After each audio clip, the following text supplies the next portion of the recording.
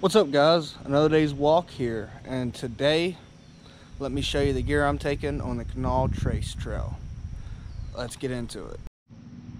First off, let's go on what's on the outside of the pack. And here I have my black diamond headlamp. I will be doing a review on that eventually. And I got a gas canister and a bandana. Then on the bottom, I got my sit pad. Inside the pockets on the top. And here I have, of course, a 99-cent poncho. It's supposed to be raining, so why not keep it? And this part up here, I have my winter baskets for my trekking poles. Not thinking I'm gonna need them, but I'm gonna keep them there just in case.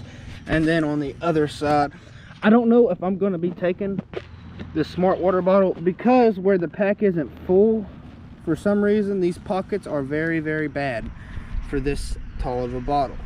I'm gonna try to rig up some way to keep it on there, but I'm slightly worried about that for the trail as well. We're taking this backpack. So anybody have any ideas, just let me know. Let's look in here. Anyway, like I was saying, let's go in here. Oh, let's go. Oh, I forgot about this. First, I'm gonna be taking this Sawyer squeeze with it in the bag. The Sawyer squeeze itself, and then the tube to do the water, to do the gravity feed. And then inside of the pack itself, this is stuff that I probably won't be using, but I have it just in case. I've got it inside just a normal trash bag because I have not bought a compactor bag yet. I have my cook pot for when I cook lunch, because I am going to cook lunch. I've got my pillow, not thinking I'm going to need it, but I'm taking it because you never know. My sleeping pad, not thinking I'm going to need it, but I'm going to take it just in case. Then I got my hood, definitely won't need it, but taking it just in case. And finally, but surely, I'm taking my silk liner. Probably won't need it either, but I'm taking it just in case. So that right there is everything I have on the inside of my pack and what I'll be wearing on my back. Now for shoes and clothing, I'm going to be wearing this shirt tomorrow. These are the shorts I'm going to wear. They're just a thin, slick kind of, can't think of the brand. Let me see here. They are just Wrangler slick shorts. I'm gonna be wearing my Solomons with darn tough light socks. And now let's get into my food. Right here is my food bag. Let me unzip it real quick. This is actually a light AF fanny pack. I will do a review on it as well. And here I got trail mix for snacks. I've got a tuna creation buffalo tuna and ramen in a freezer bag ready to cook. So this snacks right here, I'll be eating through the whole day. I'm gonna stop and eat lunch and eat a tuna with ramen, and that'll be about all I'm gonna do. I'm thinking about switching the smart water bottle for just a normal, two normal water bottles, because I am afraid that the water bottle will fall out, and that would be very, very bad to get through half of the trail and it fall out. Almost forgot to tell you guys what I'm doing for camera gear. And my camera gear for this trail, I am doing the Kanawha Trace Trail, as I'm gonna be just using this GoPro 7 Hero Black, and that's about it. I'm gonna have my phone to take pictures for Instagram. If you're not on my Instagram, it is Another Day's Walk, exactly like this channel is right here. And I hope you guys can follow me on Instagram. You can kind of see my path before I get it on to the YouTube, because I'll be taking pictures and posting all the way through the trail. I'm thinking about maybe doing a live stream on Instagram whenever I am at my lunch spot, which I have no clue where that's going to be. I'm just going to walk until about 12, 1 o'clock and, you know, eat me a good old lunch before I get on down the trail. Thank you guys. Now let me tell you guys about the trail a little bit. What it is it starts in Cabell County, West Virginia, and it goes through Mason and then through Putnam. It is a 31-mile trail. I was gonna overnight, but I don't have my tent, nor do I have a bivvy, so I am not gonna do the overnight. Tomorrow morning at between 6 and 7 o'clock, I am gonna start the trail, and I'm just gonna walk as far as I can in the amount of time I have, which is all day long. So will I finish the whole 31 miles?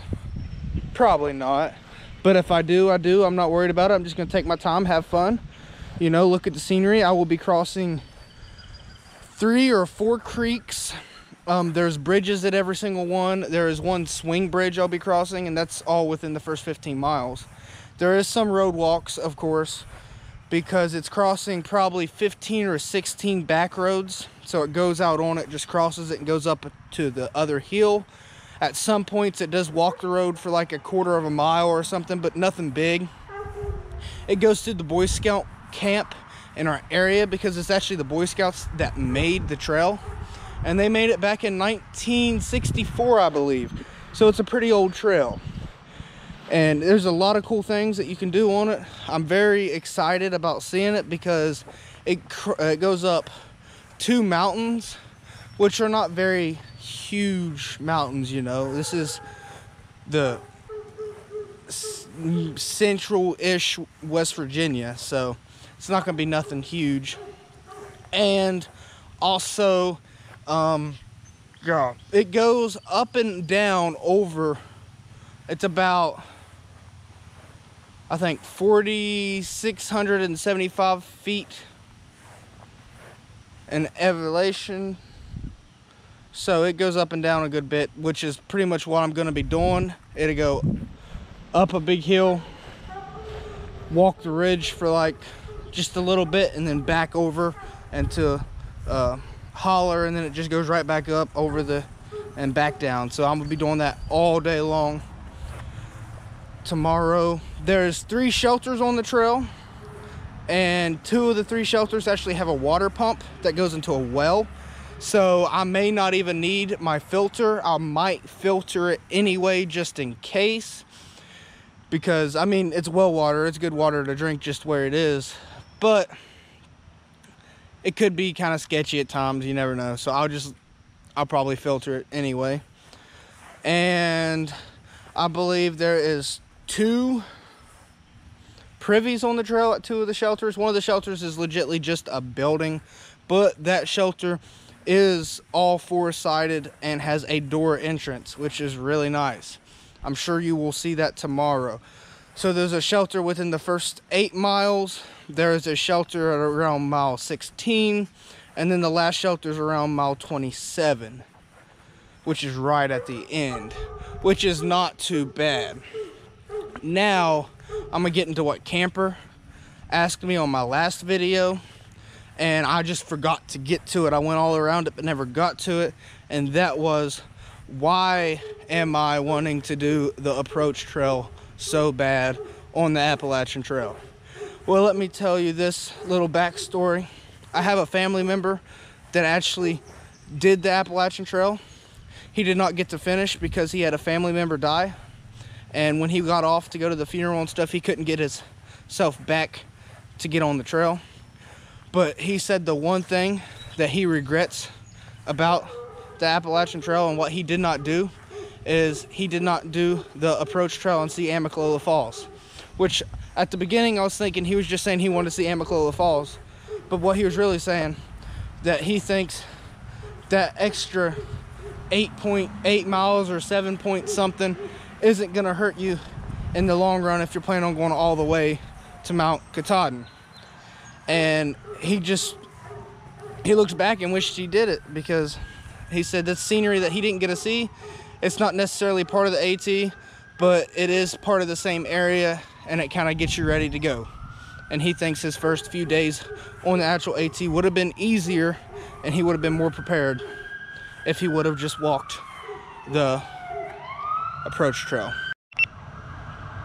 Please like, comment, subscribe, hit the notification button to join the Sunnyside Squad, and like always, I'll see you on the sunny side.